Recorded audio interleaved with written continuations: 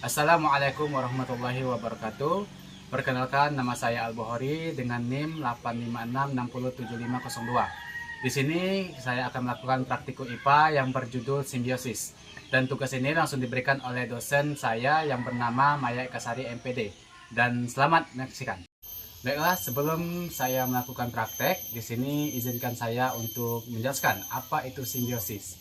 Jadi, simbiosis mutualisme itu yaitu hubungan yang saling menguntungkan kedua makhluk hidup yang terlibat. Contohnya misalnya lebah dan bunga. Jadi lebah memperoleh nektar dari bunga, sementara bunga terbantu dalam proses penyerbukan.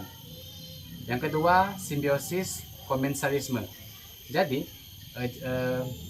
simbiosis komensalisme itu yaitu hubungan di mana suatu pihak mendapatkan keuntungan, jadi sementara pihak lain tidak dirugikan maupun diuntungkan. Jadi contohnya misalnya seperti bunga anggrek yang menempel pada pohon besar. Jadi anggrek memperoleh tempat hidup dan cahaya, sedangkan pohon tidak dirugikan. Yang ketiga itu simbiosis parasitisme. Jadi simbiosis parasitisme itu yaitu hubungan yang menguntungkan satu pihak atau parasit dan yang merugikan pihak lainnya yaitu inang.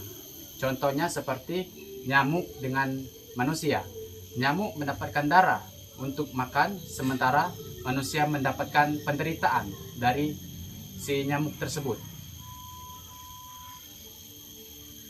Oke, setelah itu saya akan langsung mempraktekkan apa saja yang saya tunjukkan kepada kalian.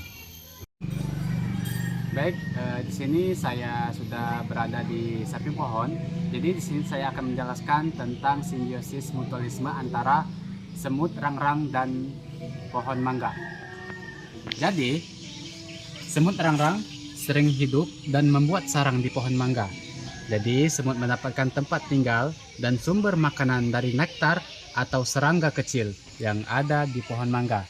Pohon mangga diuntungkan karena semut membantu melindungi pohon dari hama seperti ulat, belalang, atau serangga lain yang bisa merusak daun dan buah. Jadi, keduanya sama-sama diuntungkan. Semut mendapatkan tempat tinggal dan makanan, sedangkan pohon mangga terlindungi dari hama pengganggu. Inilah ciri khas dari simbiosis mutualisme atau hubungan saling menguntungkan antara dua makhluk hidup yang berbeda jenis.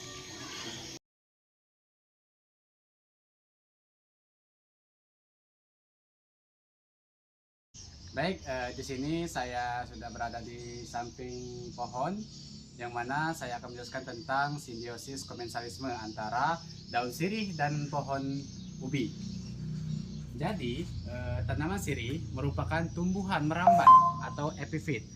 Jadi, sirih sering menempel atau melilit batang tanaman lain seperti pohon ubi, pohon kelapa, atau pohon mangga. Untuk mendapatkan tempat tumbuh dan sinar matahari yang cukup, sirih tidak mengambil air atau zat makanan dari pohon ubi karena ia memiliki akar sendiri di tanah dan mampu melakukan fotosintesis untuk membuat makanannya sendiri. Jadi pohon ubi tidak dirugikan oleh keberadaan sirih. Ia tetap tumbuh normal, tidak kehilangan zat makanan atau air. Jadi sirih diuntungkan karena mendapatkan tempat untuk menjalar dan sinar matahari lebih banyak. Sedangkan pohon ubi tidak dirugikan maupun diuntungkan. Baik, itu saja penjelasan tentang simbiosis komensalisme. Simbiosis parasitisme yaitu hubungan yang menguntungkan satu pihak atau parasit dan merugikan pihak lainnya atau inang. Seperti contoh yaitu nyamuk dengan manusia, nyamuk mendapat darah untuk makan, sementara manusia menderita gatal atau bahkan penyakit.